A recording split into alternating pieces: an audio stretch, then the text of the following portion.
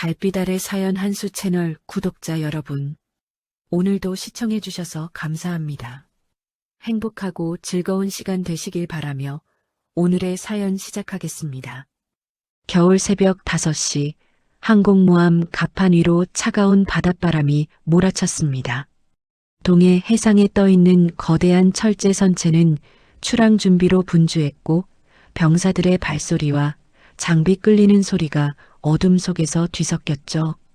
갑판이 조명은 간헐적으로 깜빡였고 그 불빛 아래로 검은 파도가 끊임없이 함채를 때렸습니다. 수평선 너머로는 희미하게 새벽빛이 번지기 시작했지만 갑판은 여전히 어둠에 잠겨 있었어요. 서혜리는 계급장을 떼어낸 낡은 작업복 차림으로 갑판 모서리를 천천히 걸었습니다. 손에 든 체크리스트에는 빨간 펜으로 여러 항목이 표시되어 있었어요. 안전 표식이 지워진 구역 3곳, 풀려있는 고정장치 2개, 미확인 작업 지시서 5건.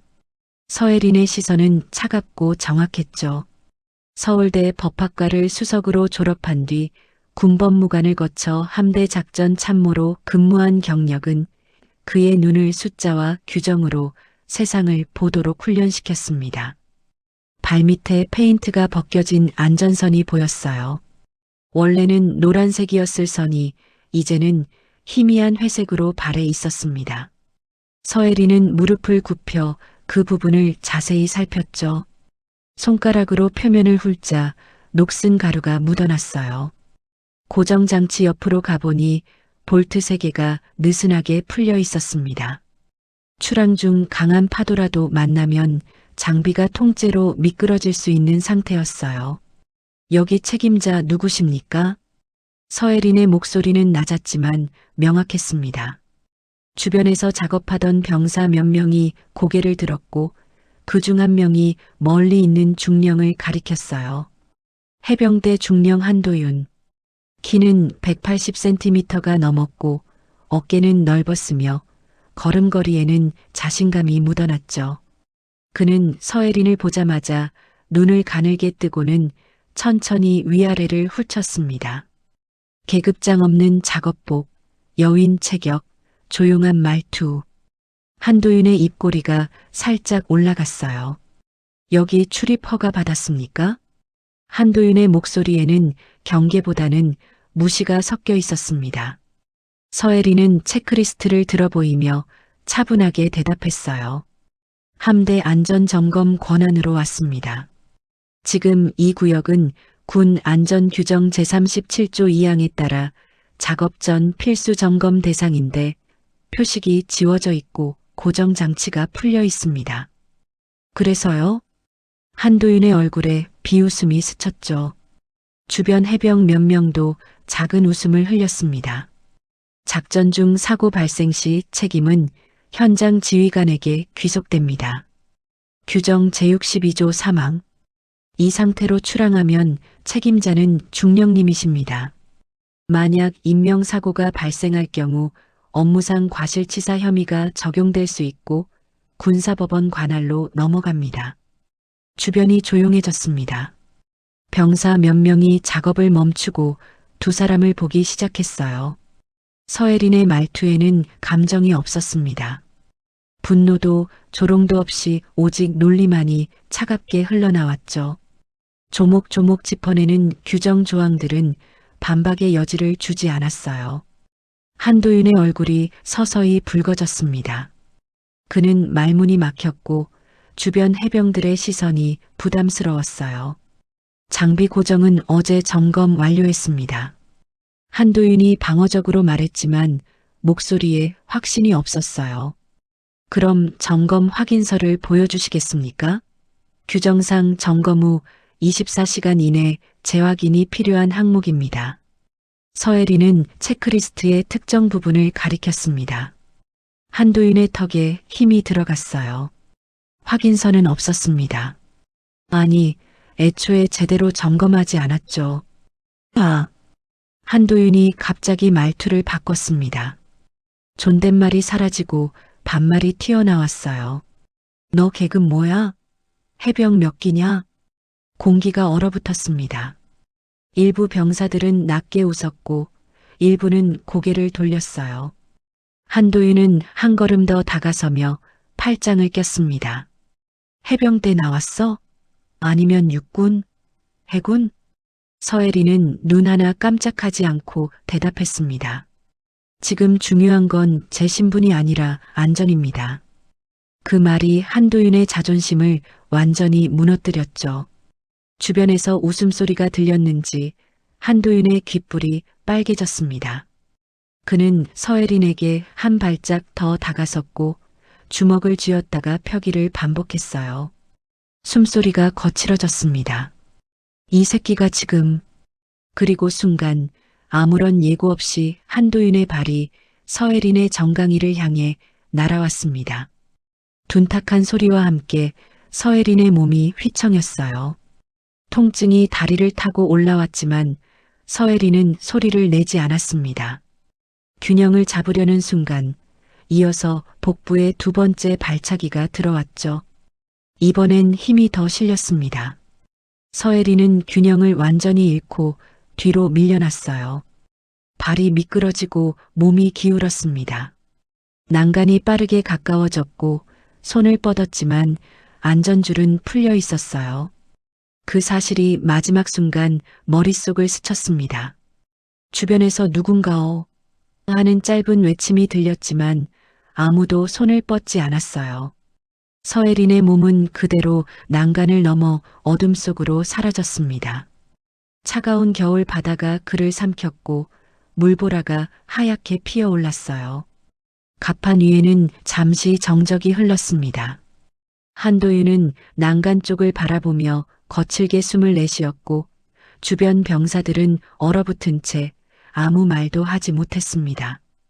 바다로 떨어진 직후 갑판 위에는 잠깐의 정적이 흘렀습니다.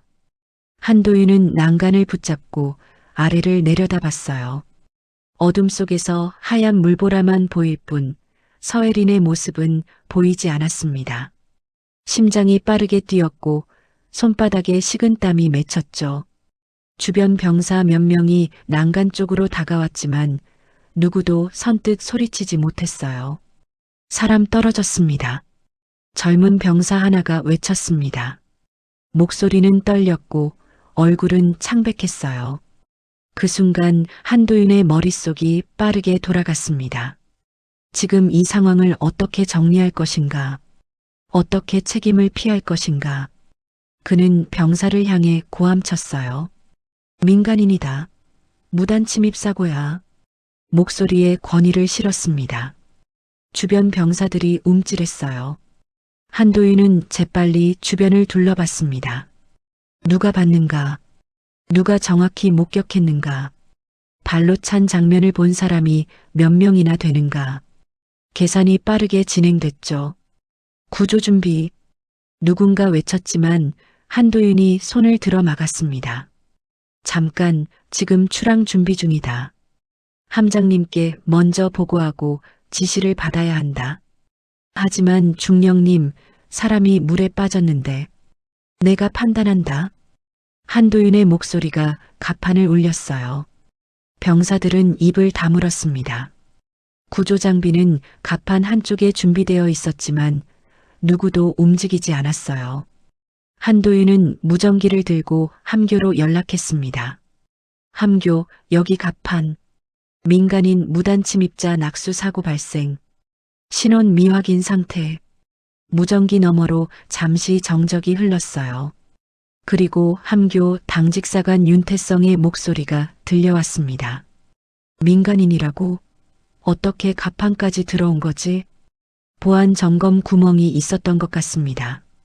지금은 구조가 우선인데 출항 일정이...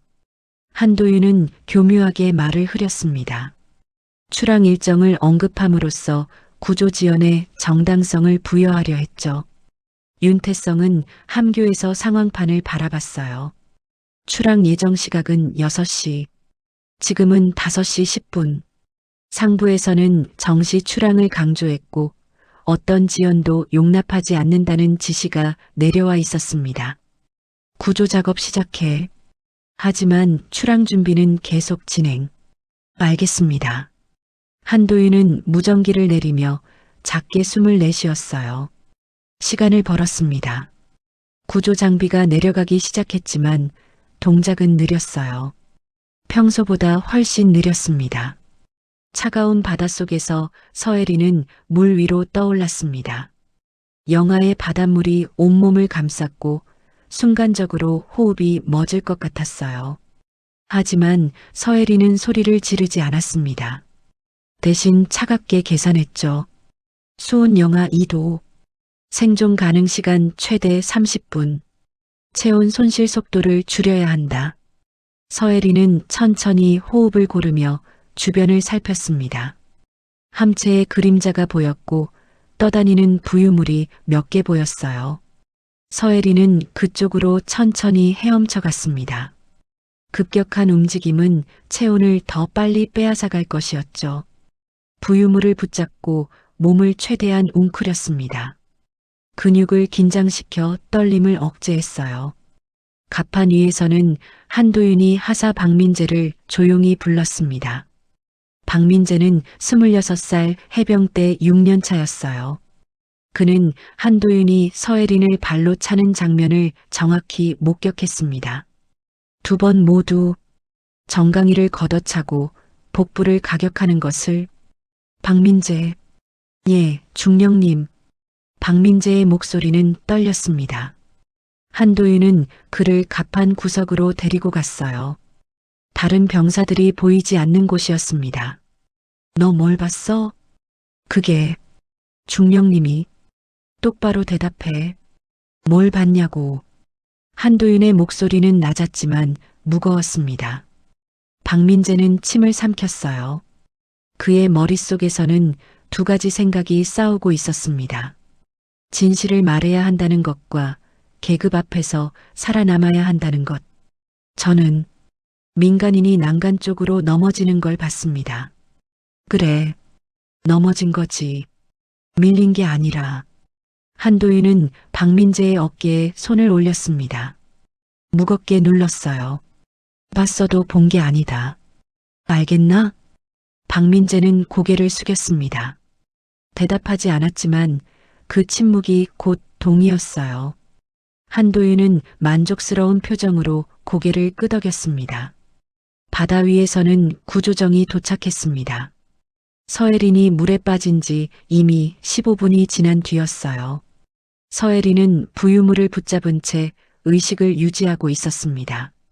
구조대원들이 그를 끌어올렸고 담요를 덮어줬죠. 의식 있습니까? 있습니다. 서혜린의 목소리는 가늘었지만 또렷했어요. 구조대원은 놀란 표정을 지었습니다. 이 수온에서 15분을 버틴 사람을 본 적이 없었거든요. 구조정이 함정으로 돌아왔고 서혜린은 들것에 실려 함내로 옮겨졌습니다. 하지만 의무실이 아니었어요. 격리 공간이었습니다. 작은 방에는 침대 하나와 의자 하나뿐이었어요. 창문도 없었습니다. 한도윤은 함교로 올라가 윤태성을 만났습니다. 신원 확인됐나? 아직입니다. 신분증도 없고 출입 기록도 없습니다. 보안 위협 가능성도 있지 않나? 한도윤의 말에 윤태성은 미간을 찌푸렸어요. 하지만 반박하지 않았습니다. 출항 일정이 코앞이었고 상부의 압박이 거셌으니까요. 일단 격리 상태로 두고 출항 후 처리하자. 알겠습니다. 두 사람의 대화는 짧았습니다. 그 짧은 대화 속에서 서혜린의 안전과 권리는 완전히 무시됐어요.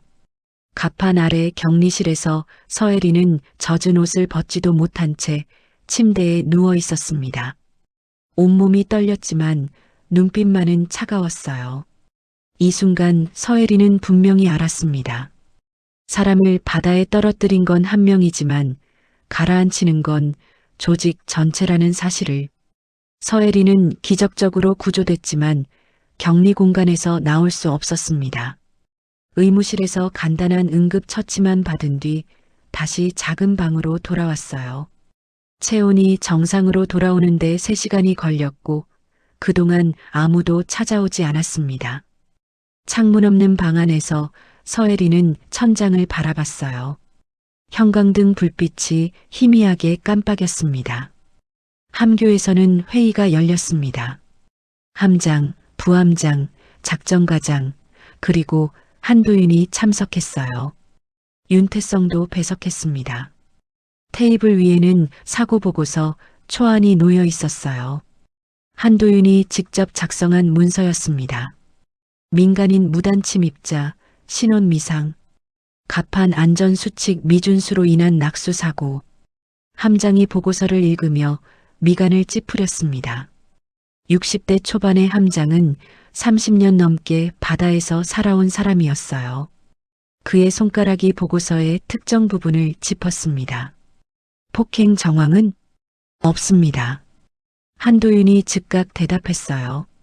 목소리는 침착했지만 손가락 끝이 미세하게 떨렸습니다.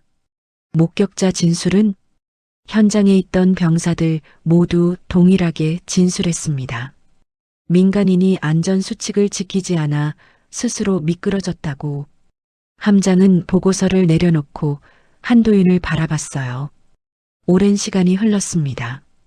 함장의 눈빛은 무언가를 의심하고 있었지만 증거는 없었어요. 그리고 출항 시각은 이미 1시간이나 지연된 상태였습니다. 신원 확인은 언제 되나? 최대한 빨리 진행하겠습니다. 출항 후에 처리하도록 하지. 더 이상의 지연은 안 된다. 함장의 결정이 내려졌습니다. 회의는 끝났고 한도윤은 안도의 한숨을 내쉬었어요. 복도를 걸으며 그는 자신의 선택이 옳았다고 되뇌었습니다.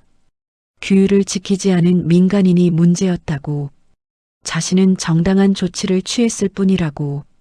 오후 2시 서혜리는 여전히 격리 공간에 있었습니다. 점심 식사로 받은 건 물 한 병과 빵 2개뿐이었어요. 서혜리는 그것들을 천천히 먹으며 생각했습니다. 지금 신분을 밝혀야 하는가? 함대사령관이라는 직책을 드러내야 하는가? 하지만 서혜리는 그러지 않았어요. 지금 드러내면 개인의 문제로 축소될 것이 분명했습니다. 함대사령관에게 신뢰를 범했다는 식으로 정리되고 한도윤 개인만 처벌받고 끝날 거예요. 하지만 이건 한 사람의 문제가 아니었습니다.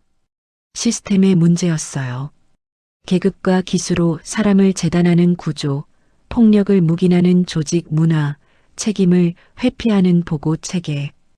이 모든 것이 드러나야 했습니다. 저녁 6시 공개 브리핑이 열렸습니다. 함내 주요 간부들과 부사관들이 모였어요. 한도윤이 단상에 섰습니다. 그는 어깨를 펴고 자신감 있게 말했어요. 오늘 새벽 발생한 사고에 대해 보고드리겠습니다. 민간인 무단 침입자가 안전수칙을 지키지 않아 낙수했고 즉시 구조 조치를 취했습니다. 청중석에서는 조용히 듣고 있었어요. 한도윤은 계속 말을 이었습니다. 이번 사건은 보안 관리의 중요성을 다시 한번 일깨워줍니다. 군 규율을 모르는 민간인은 배에 필요 없습니다. 우리는 작전 수행이 우선입니다. 그 순간 뒤쪽 문이 열렸습니다.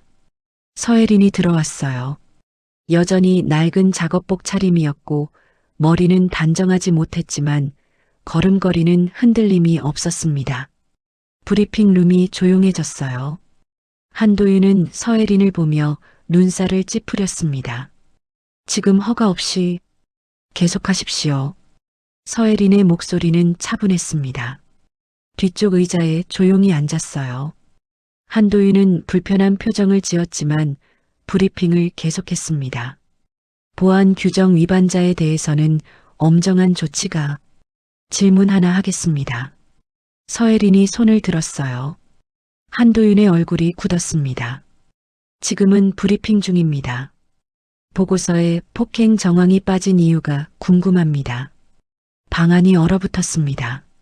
몇몇 간부들이 서로 눈빛을 교환했어요. 한도윤의 턱에 힘이 들어갔습니다.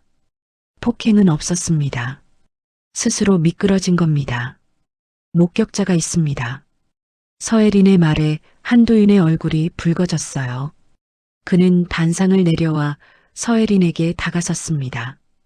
당신 신원이 뭡니까? 계속 이러면 군사기밀 침해로. 제 신원은 중요하지 않습니다. 중요한 건 진실입니다. 서혜린은 자리에서 일어났어요. 한도윤보다 키는 작았지만 시선은 흔들리지 않았습니다. 두 사람 사이에 긴장이 흘렀어요. 지금 당장 나가지 않으면 저를 끌어내시겠습니까?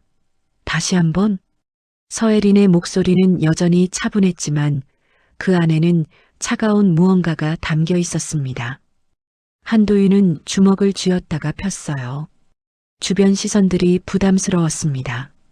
결국 그는 한 발 물러섰습니다. 브리핑은 여기까지입니다.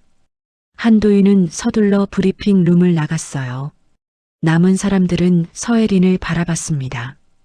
윤태성이 다가왔어요. 신원 확인에 협조해 주시겠습니까? 필요하다면요. 서혜린은 조용히 대답하고 브리핑 룸을 나섰습니다.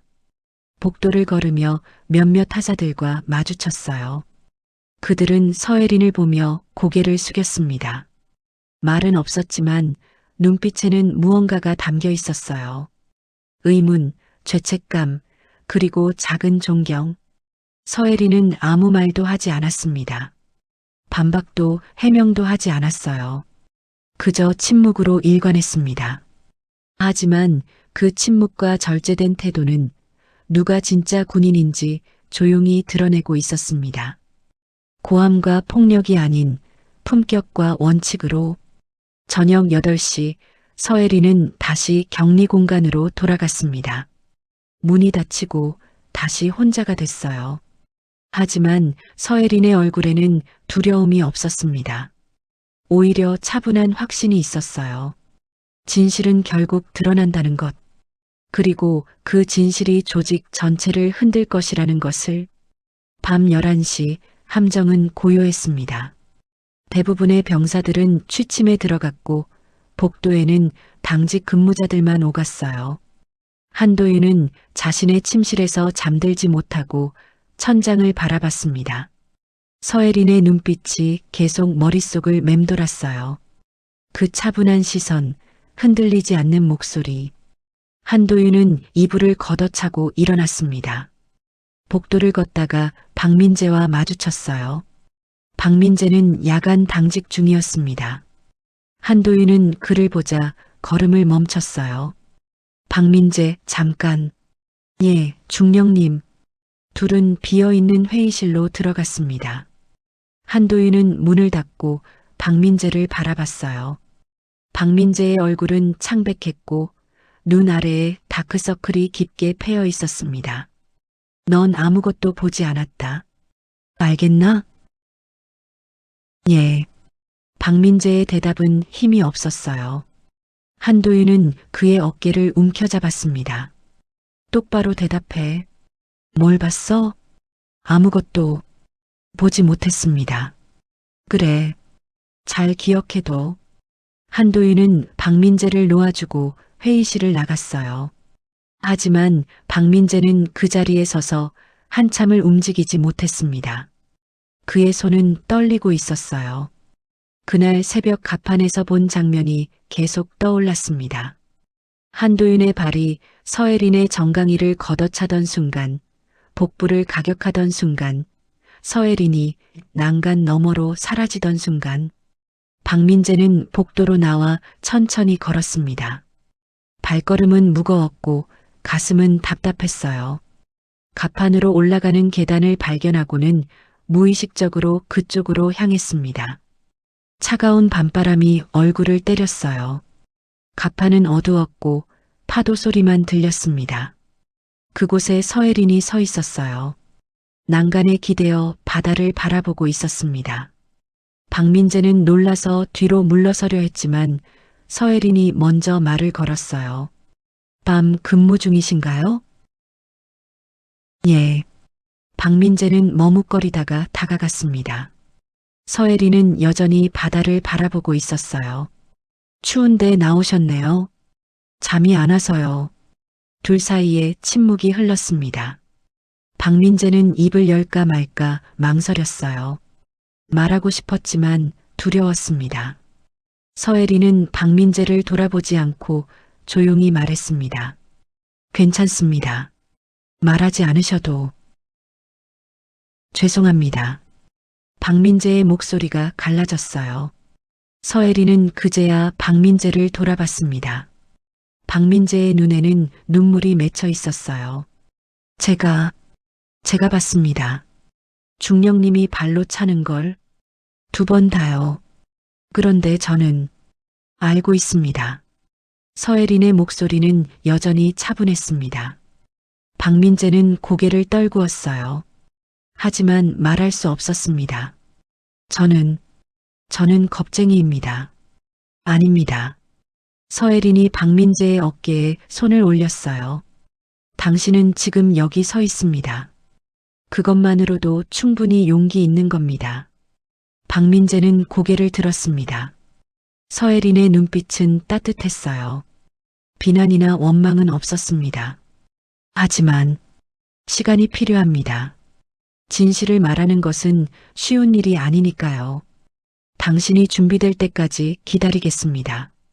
박민재는 눈물을 닦았습니다. 그리고 깊게 숨을 들이쉬었어요. 무언가 결심한 표정이었습니다. 다음 날 아침 식당에서 아침 식사가 진행됐습니다. 장교들과 부사관들이 각자의 테이블에 앉아 있었어요. 한도윤도 그중 하나의 테이블에 앉아 있었습니다. 그는 다른 중령들과 이야기를 나누며 웃고 있었어요. 하지만 시선은 계속 식당 입구를 향했습니다. 서혜린이 들어왔습니다. 여전히 계급장 없는 작업복 차림이었어요. 트레이를 들고 배식대로 향했습니다. 조리병이 음식을 담아주었고 서혜린은 고맙다는 인사를 했어요. 그리고 빈 테이블을 찾아 앉았습니다. 주변이 조용해졌어요. 몇몇 장교들이 서혜린을 흘끔거리며 봤습니다. 한도윤의 테이블에서 누군가 작게 웃었어요.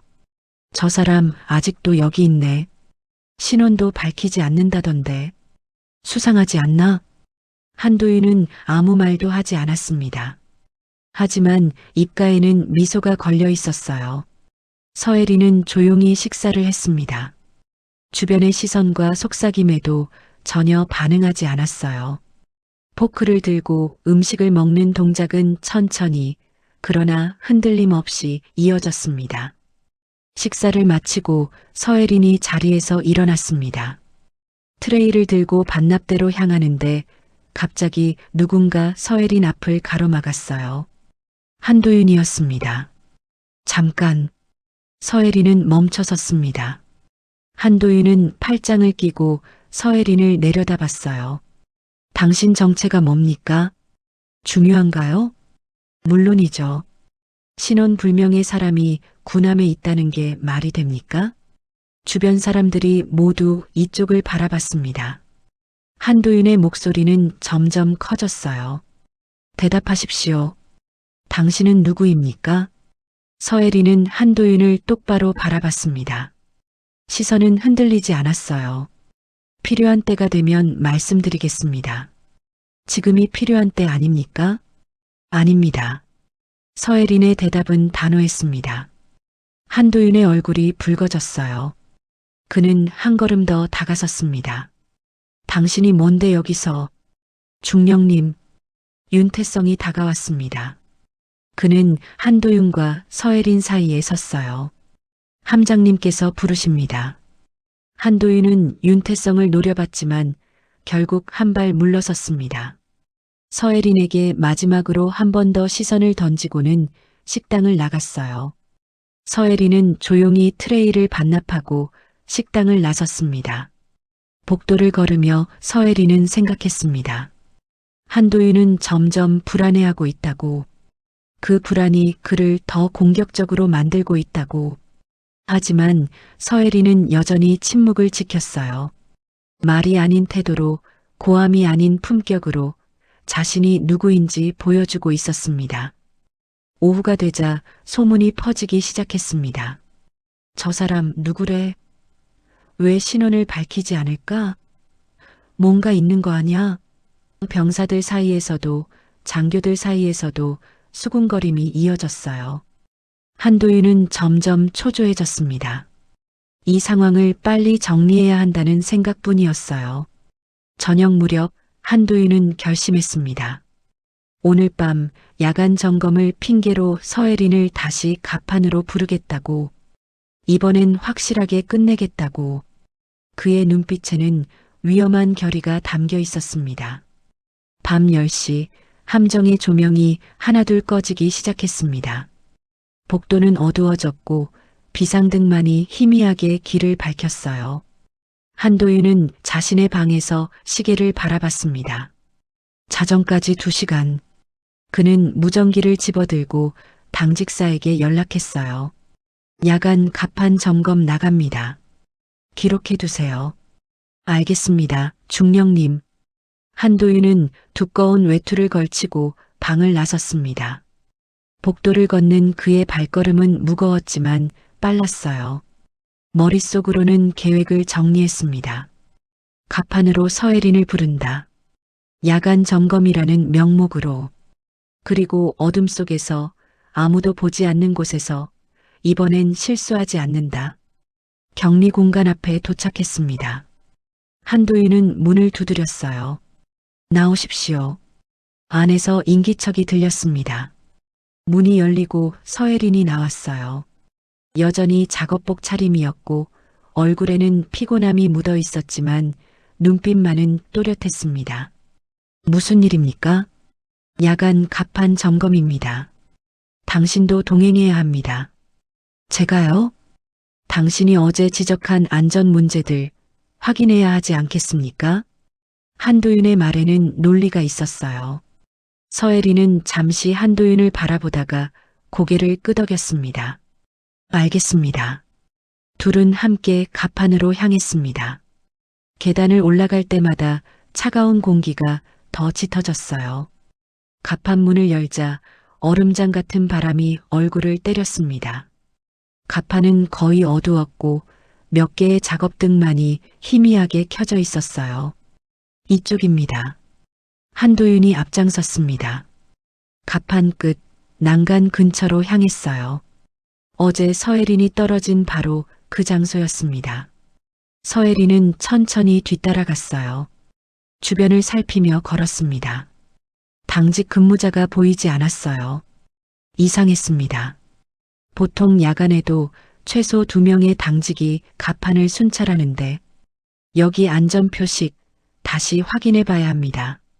한도윤이 난간 쪽을 가리켰어요. 서혜린은 그쪽으로 다가갔습니다.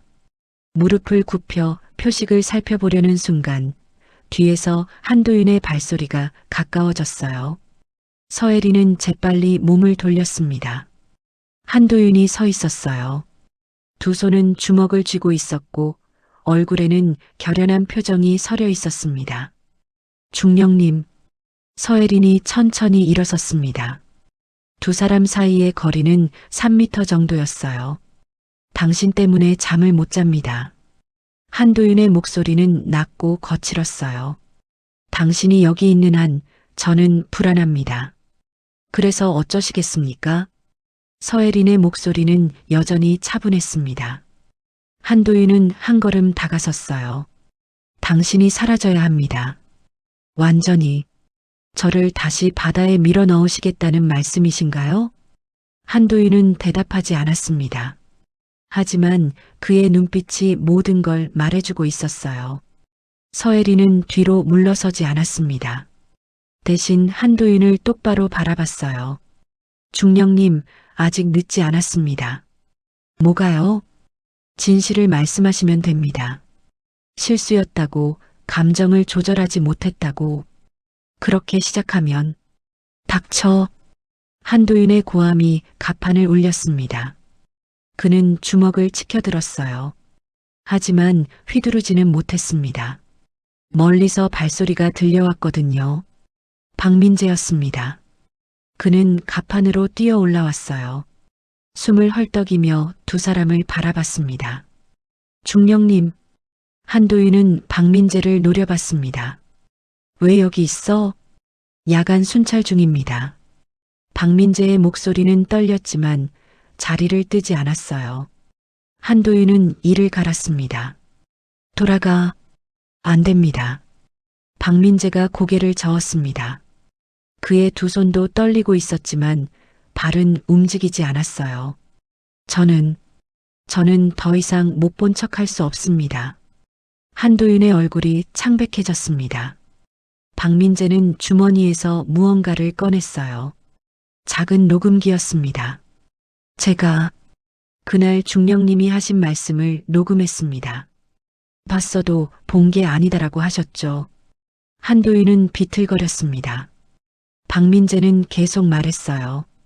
그리고 그날 새벽 중령님이 발로 차는 걸 봤습니다. 두 번 다요. 정강이를 걷어차고 복부를 가격하는 걸 제가 직접 봤습니다. 이 새끼가. 한도윤이 박민재에게 달려들었습니다. 하지만 서혜린이 그 사이에 섰어요. 한도윤의 주먹이 서혜린의 어깨를 스쳤습니다. 서혜린은 비틀거렸지만 넘어지지 않았어요. 그만하십시오. 서혜린의 목소리는 낮았지만 단호했습니다. 한도윤은 거친 숨을 몰아쉬며 뒤로 물러섰어요. 그의 눈에는 공포가 어려 있었습니다. 그때 갑판 반대편에서 또 다른 발소리들이 들렸습니다. 윤태성과 몇몇 장교들이 올라오고 있었어요. 박민재가 미리 연락한 것이었습니다. 무슨 일입니까? 윤태성이 물었습니다. 박민재는 녹음기를 들어 보였어요. 보고 드릴 게 있습니다. 사고가 아니었습니다. 폭행이었습니다. 윤태성의 얼굴이 굳었습니다. 다른 장교들도 긴장한 표정으로 박민재를 바라봤어요. 박민재는 떨리는 목소리로 계속 말했습니다. 저는 현장에서 목격했습니다. 한도윤 중령이 이분을 발로 걷어차는 걸 2번이나요. 그리고 그 뒤 이분이 난간 너머로 떨어졌습니다. 한도윤은 입을 열었지만 아무 말도 나오지 않았어요. 변명도 부정도 할 수 없었습니다. 박민재의 진술은 너무나 명확했고 녹음기는 증거였으니까요. 윤태성은 한도윤을 바라봤습니다. 중령님, 이게 사실입니까? 한도윤은 대답하지 못했습니다. 그의 입술이 파르르 떨렸어요. 무릎에 힘이 풀려 주저앉을 것 같았습니다. 윤태성은 다른 장교들을 돌아봤어요. 함장님께 즉시 보고하겠습니다. 한도윤 중령은 당분간 대기 명령입니다. 2명의 장교가 한도윤의 양옆에 섰습니다. 한도윤은 고개를 떨구고 갑판을 떠났어요. 그의 뒷모습은 초라했습니다. 기수와 계급으로 쌓아 올린 권위가 한순간에 무너지는 순간이었어요. 서혜린은 난간에 기대어 바다를 바라봤습니다. 박민재가 옆에 섰어요. 괜찮으십니까? 덕분에 괜찮습니다. 서혜린은 박민재를 돌아보며 작게 미소 지었습니다. 박민재의 눈에는 여전히 눈물이 맺혀 있었어요. 용기를 내주셔서 고맙습니다. 아닙니다. 당연한 일을 했을 뿐입니다. 박민재는 고개를 숙였습니다. 서혜린은 다시 바다를 바라봤어요. 차가운 바람이 불었지만 이제는 덜 차갑게 느껴졌습니다. 작지만 되돌릴 수 없는 균열이 생겼어요. 진실은 이제 막 드러나기 시작했습니다. 다음 날 새벽 5시 함정은 출항 준비를 마쳤습니다. 갑판에는 병사들이 줄지어 서 있었고 함교에서는 카운트다운이 시작됐어요. 출항 30분 전 확성기를 통해 음성이 울려 퍼졌습니다. 함장은 함교에서 바다를 바라봤어요. 날씨는 맑았고 파도는 잔잔했습니다. 완벽한 출항 조건이었죠. 출항 20분 전 병사들은 각자의 위치로 이동했습니다. 엔진룸에서는 터빈이 돌아가기 시작했어요. 낮은 진동이 함체 전체를 흔들었습니다. 갑판 위의 서혜리는 여전히 작업복 차림으로 난간에 기대어 있었어요. 바람이 머리카락을 흩날렸지만 표정은 고요했습니다. 윤태성이 함교에서 보고서를 검토하고 있었습니다. 어젯밤 박민재의 진술을 정리한 문서였어요. 한도윤은 현재 자신의 방에 격리된 상태였습니다. 하지만 공식 조사는 아직 시작되지 않았어요. 출항이 우선이었으니까요. 출항 10분 전 함장이 최종 점검 명령을 내렸습니다. 각 부서에서 이상 없다는 보고가 올라왔어요.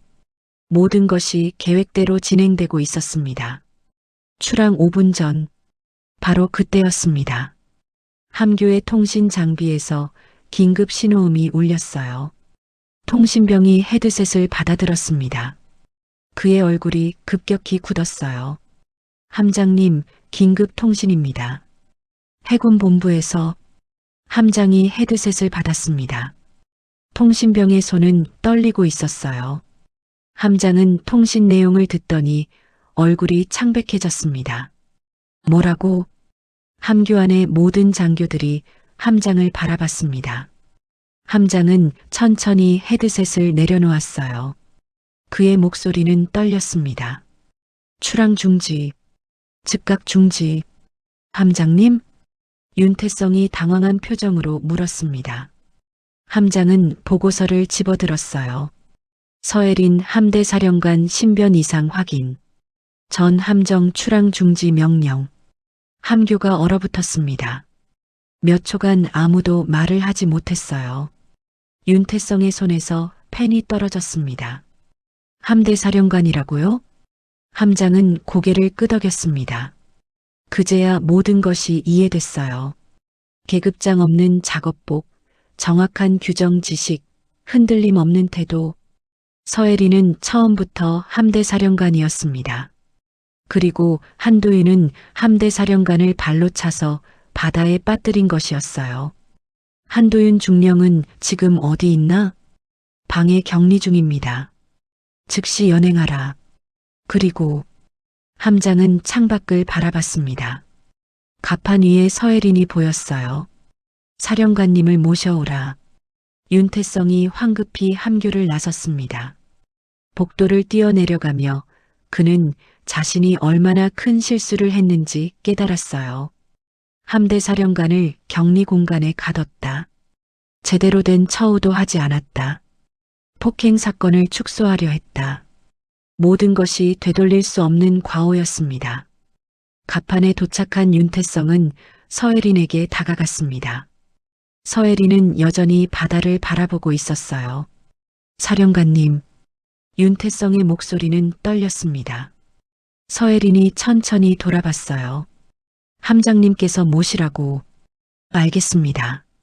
서혜린의 목소리는 여전히 차분했습니다.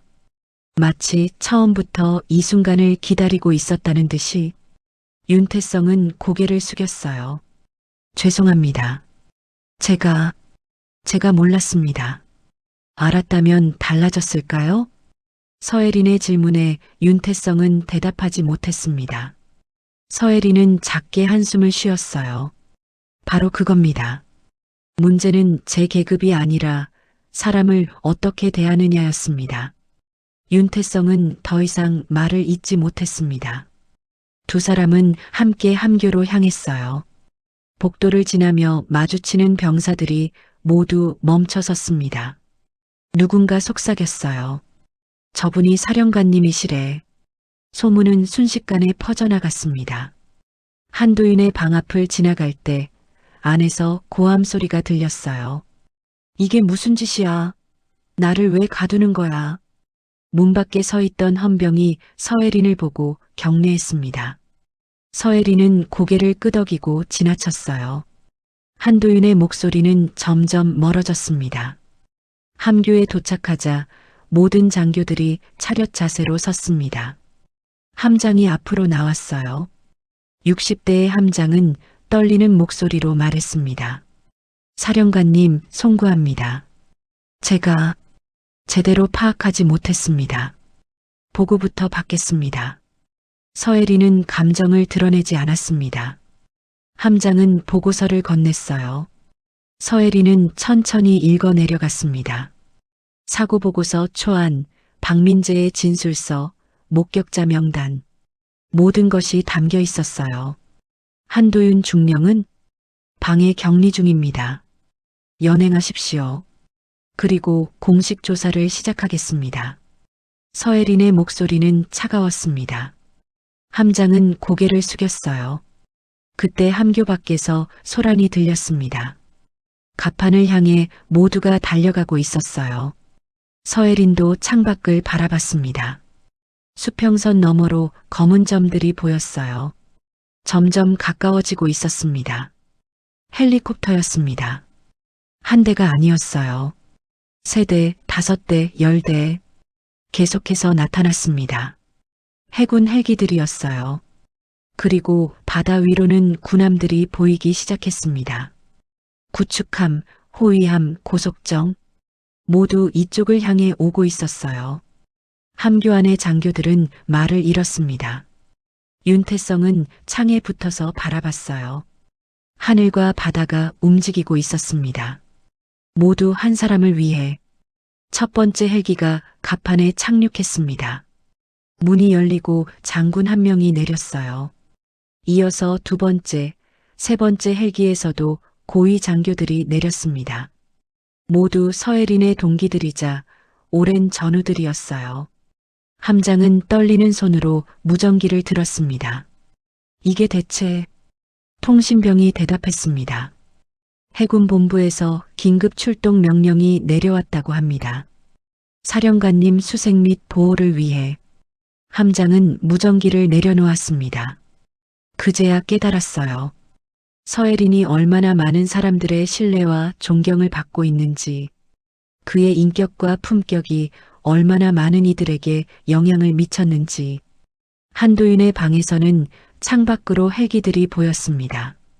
그는 창가에 서서 그 광경을 바라봤어요. 무릎에 힘이 풀렸습니다. 주저앉았어요.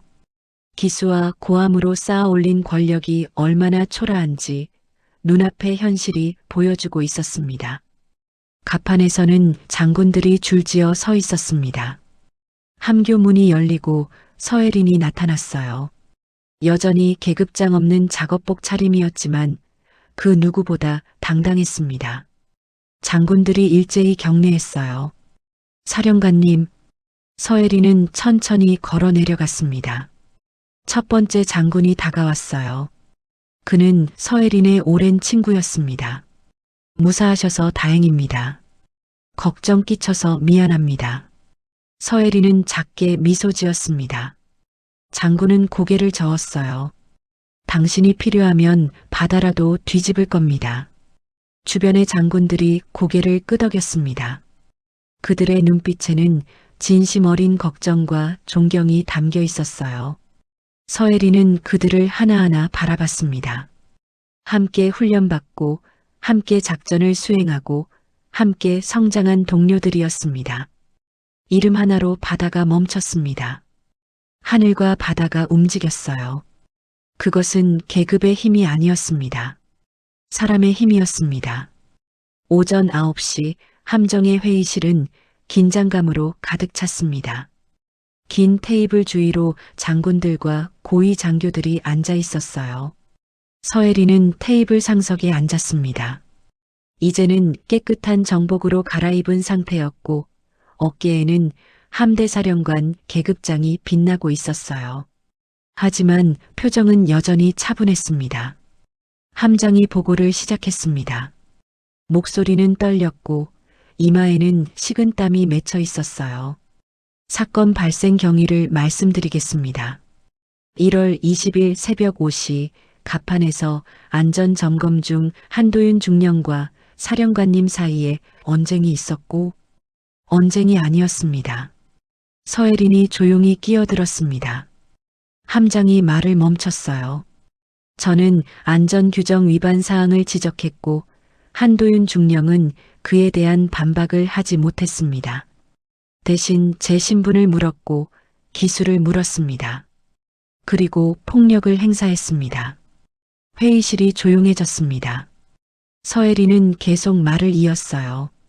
정강이를 발로 걷어찼고 이어서 복부를 가격했습니다. 저는 균형을 잃고 난간 너머로 떨어졌습니다. 안전줄은 풀려 있었습니다. 한 장군이 주먹으로 테이블을 쳤습니다. 둔탁한 소리가 울렸어요. 이게 군대에서 일어난 일입니까? 함대 사령관을 폭행하고 바다에 빠뜨렸다고? 계급이 문제가 아닙니다. 서혜린의 목소리는 단호했습니다. 제가 일병이었어도 민간인이었어도 마찬가지입니다. 폭력은 정당화될 수 없습니다. 장군들이 고개를 끄덕였습니다. 함장은 보고를 계속했어요. 구조는 15분 후에 이루어졌습니다. 왜 그렇게 늦었습니까? 한 장군이 날카롭게 물었습니다. 함장은 대답하지 못했어요.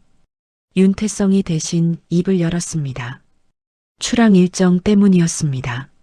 한도윤 중령이 먼저 보고 라인을 통제했고 저희는 출항을 우선시했습니다. 사람 목숨보다 출항 일정이 중요했단 말입니까? 윤태성은 고개를 숙였습니다. 대답할 수 없었어요. 그것이 진실이었으니까요. 서혜린이 말했습니다. 구조 후에도 저는 격리 공간에 수용됐습니다. 신원 확인은 의도적으로 지연됐고 민간인 무단 침입자로 기록됐습니다. 보고서에서 폭행이라는 단어는 삭제됐습니다. 한 장군이 보고서를 집어들었습니다. 한도윤이 작성한 초안이었어요. 그는 보고서를 찢어버렸습니다. 이건 보고서가 아니라 은폐입니다. 회의실 문이 열렸습니다. 헌병 2명이 한도윤을 데리고 들어왔어요. 한도윤은 수갑을 차고 있었습니다. 며칠 사이 그의 얼굴은 초췌해졌어요. 턱에는 수염이 자랐고 눈 아래에는 짙은 다크서클이 패여 있었습니다. 헌병들이 한도윤을 의자에 앉혔습니다. 한도윤은 고개를 들지 못했어요. 서혜린을 마주보는 것조차 두려웠습니다. 한도윤 중령. 서혜린이 그의 이름을 불렀습니다. 한도윤이 천천히 고개를 들었어요. 두 사람의 시선이 마주쳤습니다. 할 말이 있습니까? 한도윤의 입술이 떨렸습니다. 한참 동안 아무 말도 하지 못하다가 가늘게 목소리를 냈어요. 죄송합니다. 무엇이 죄송한 겁니까? 제가 사령관님을 저에게가 아닙니다. 서혜린이 한도윤의 말을 끊었습니다. 당신이 사과해야 할 대상은 제가 아닙니다. 당신 밑에서 일했던 부하들입니다. 당신의 폭력을 목격하고도 말하지 못했던 병사들입니다. 그리고 이 조직입니다. 한도윤은 눈물을 흘렸습니다. 소리 없이 흐르는 눈물이었어요. 저는 군기를 세운다고 생각했습니다. 기수가 중요하다고, 계급이 중요하다고, 군기는 사람을 지킬 때만 의미가 있습니다. 서혜린의 목소리는 차가웠습니다. 당신은 군기라는 이름으로 폭력을 정당화했습니다. 기수라는 이름으로 사람을 무시했습니다. 그것은 군기가 아닙니다.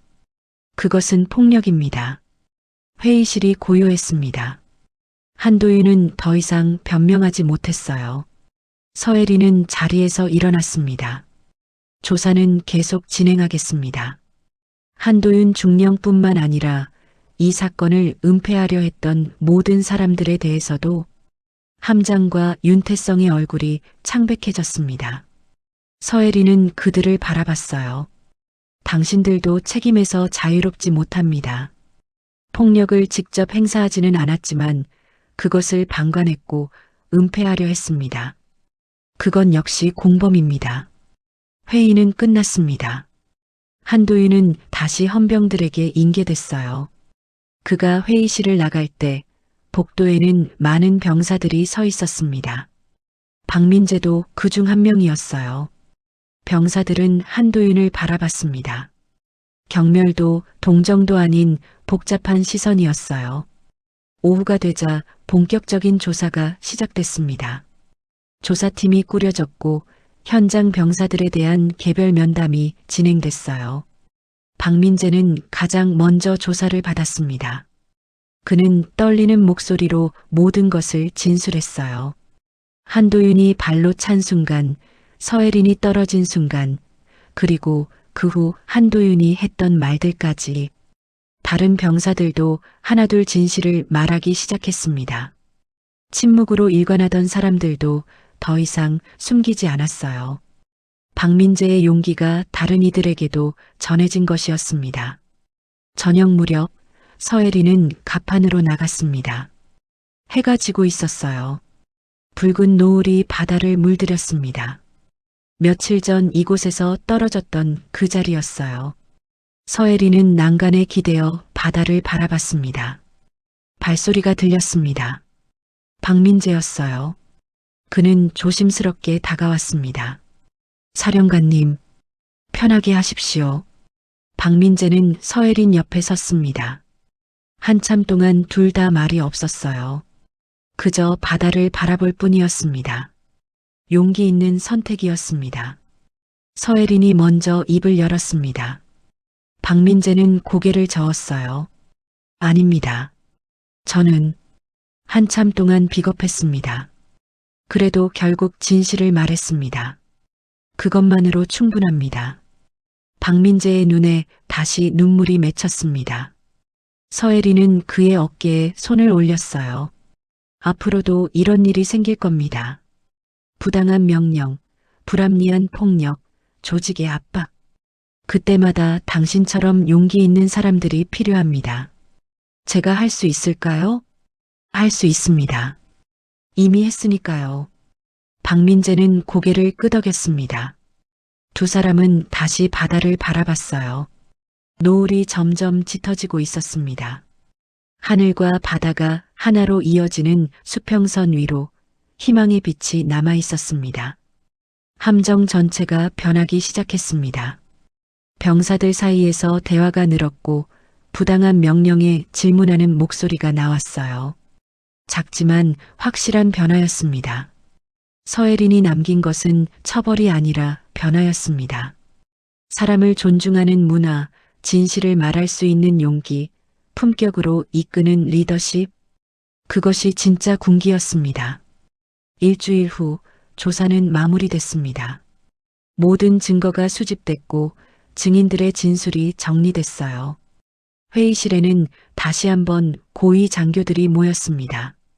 테이블 위에는 두꺼운 조사 보고서가 놓여 있었어요. 조사팀장이 일어나 보고를 시작했습니다. 한도윤 중령의 폭행 사실이 명확히 확인됐습니다.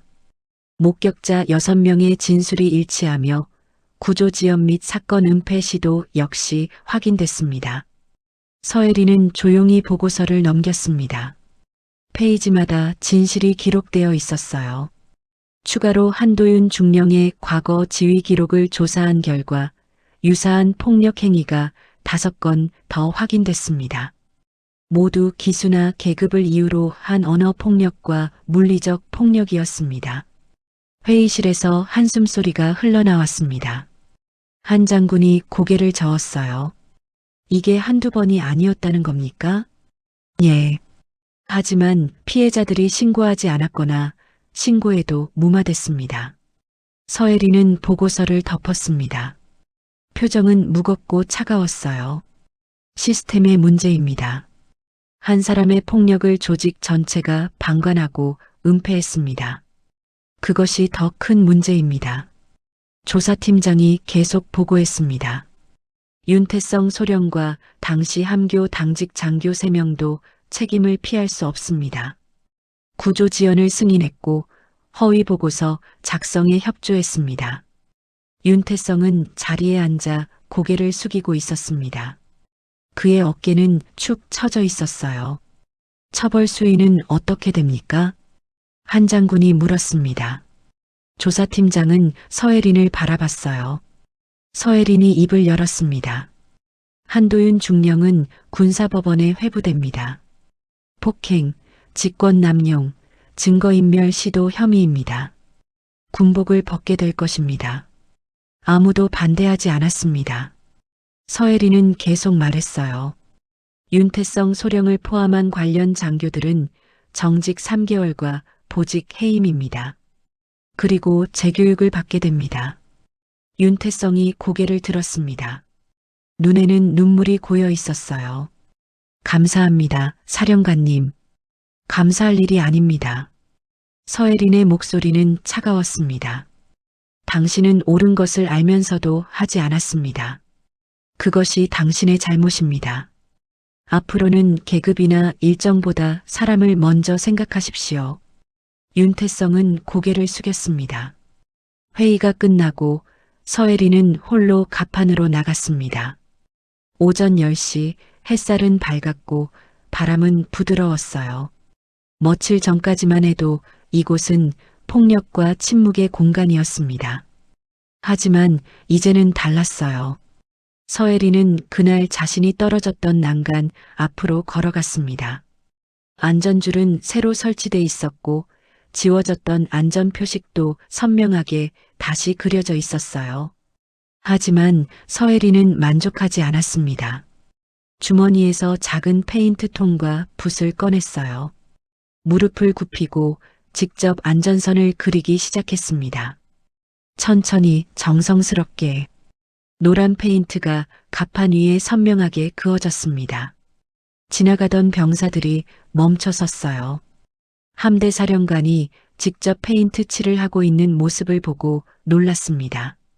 박민재가 다가왔습니다. 사령관님, 제가 하겠습니다. 함께 하시죠. 서혜린이 미소 지으며 붓을 건넸습니다. 박민재는 붓을 받아들고 서혜린 옆에 무릎을 꿇었어요. 두 사람은 함께 안전선을 그렸습니다. 곧 다른 병사들도 하나둘 다가왔어요. 페인트통을 가져오고 붓을 나눠들고 함께 작업을 시작했습니다. 함장도 나왔습니다. 정복 차림의 함장은 잠시 망설이다가 외투를 벗고 다가왔어요. 그도 무릎을 꿇고 붓을 들었습니다. 장교들도 부사관들도 병사들도 모두 함께했습니다. 갑판 위에는 말소리가 없었습니다. 오직 붓질 소리와 파도 소리만 들렸어요. 하지만 그 침묵은 이전의 침묵과 달랐습니다.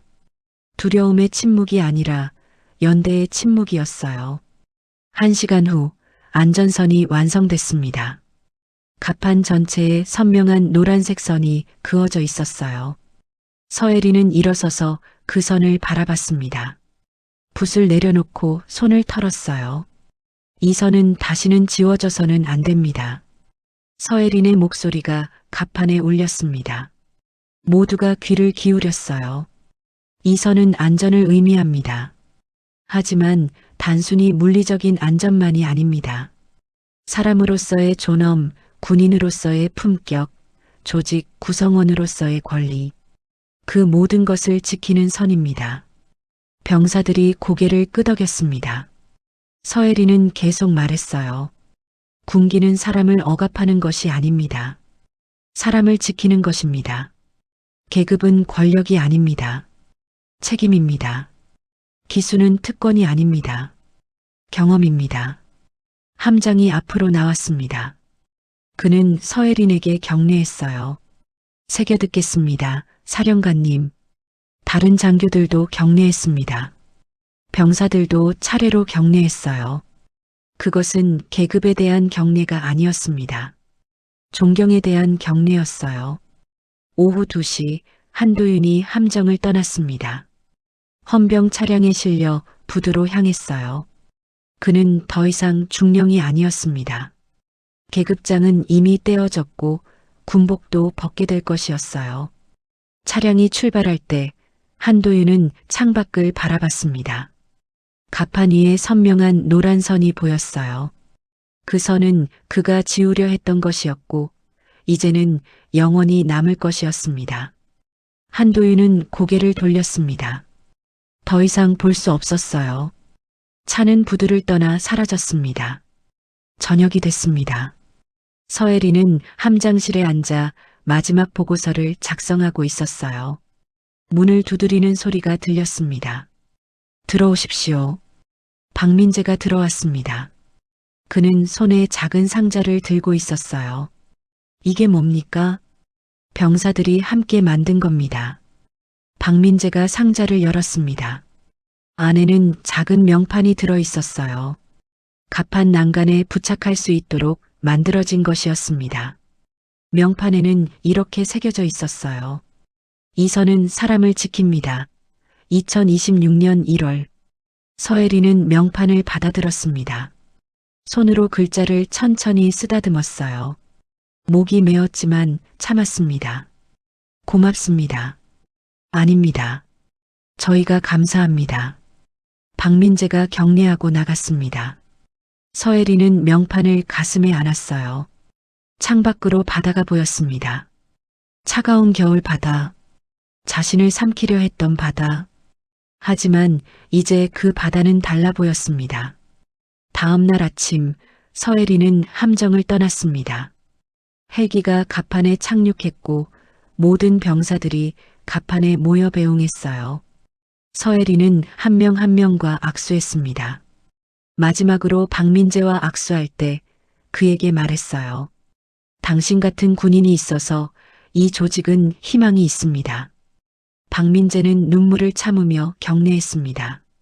서혜린도 경례로 답했어요. 헬기가 이륙했습니다. 갑판이 점점 작아졌고 병사들의 모습도 흐려졌습니다. 하지만 선명한 노란색 안전선만은 하늘에서도 보였어요. 그 선은 다시는 지워지지 않을 것이었습니다. 서혜리는 창밖을 바라보며 작게 미소 지었습니다. 기수로 사람을 재단하던 날 바다가 군을 심판했습니다. 하지만 진짜 심판은 바다가 아니라 사람들이 했어요. 진실을 말한 용기, 변화를 선택한 결단, 품격을 지킨 태도, 그것이 진짜 심판이었습니다. 차가운 겨울 바다 위, 그날 이후 갑판에는 다시는 지워지지 않을 선이 남았습니다. 그리고 그 선을 따라 새로운 군대가 만들어지기 시작했습니다.